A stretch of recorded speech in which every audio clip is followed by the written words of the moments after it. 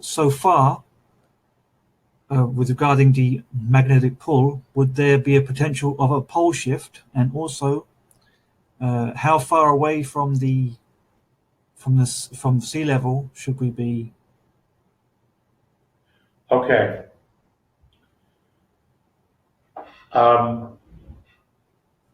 This has been researched very, very well.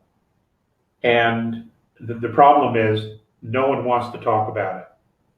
A mathematician, a professor of mathematics and astrobiology, who worked at the University of Arkansas, looked at the geological record of pole shifts. And then he went back to the Sumerian records of whenever this thing was supposed to come through, the rotation of when this thing comes through, this dwarf star, Hercules.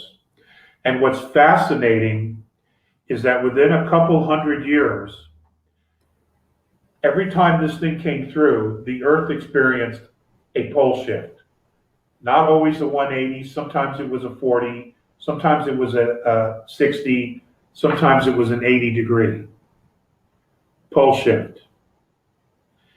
That's every time this thing came through. According to M, that's not going to happen here. They are not going to allow this tremendous loss of life. That is not to say there isn't going to be any loss of life, but a pole shift would be catastrophic for humanity right now. Absolutely catastrophic. Because 80% of the population lives on a coastline. Now, if I were living in Florida, I would move. Flat out, I would move.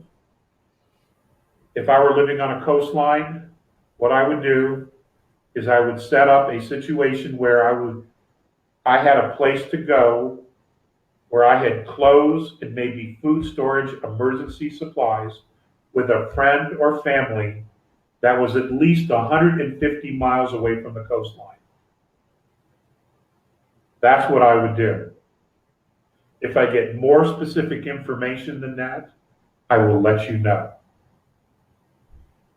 But as far as food storage, foodstuffs, at least 3 months.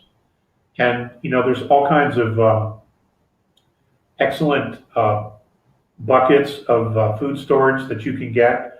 I know that Humana makes one that's really super clean.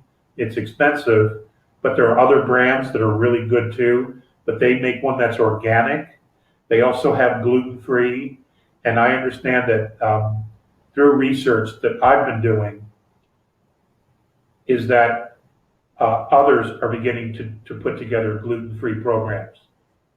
But once this thing is announced, once this thing is in view, whatever you don't have, you're going to have to figure out what to do. But if you have it, you already have it in place, then you're probably good to go. Don't forget about your critters, your animals. They're going to need some chow as well. Okay? So when you put your food storage somewhere, or you get food storage, you want to get some for your animals. Because they're important, they're extended family. And folks, it's important not to move into a space of fear. It's important to breathe, to get back into nature, to just anywhere, try to quiet your mind and listen to your own frequency. The trees, the ancient shamans, the ancient Toltecs, the Native Americans, the indigenous people, they listened to nature. They listened to the trees because trees are telepathic.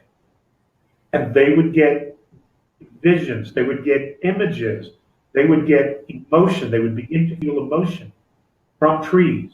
And my understanding is that the shamans and then the ancients that taught mediumship, the Sisters of Delphi, and other mediums that were known throughout the old world. They were when mediumship was it. I mean, you were a rock star if you were a real, genuine medium. They would take their students out into nature, and they would have the trees teach them telepathy. I'm not kidding. They would begin to learn telepathy from the trees. Now, the trees' energy fields are expanding like there's no tomorrow. Okay?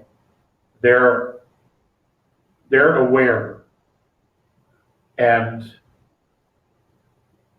embrace nature. Okay? Embrace it. Don't detach yourself from it. Engage with it. Become part of it.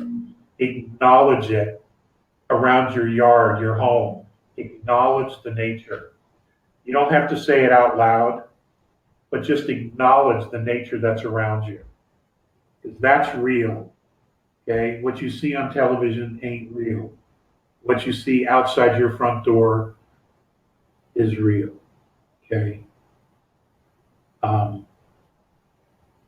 It's important. It's important to be a part of that. To acknowledge that part of you and who you are.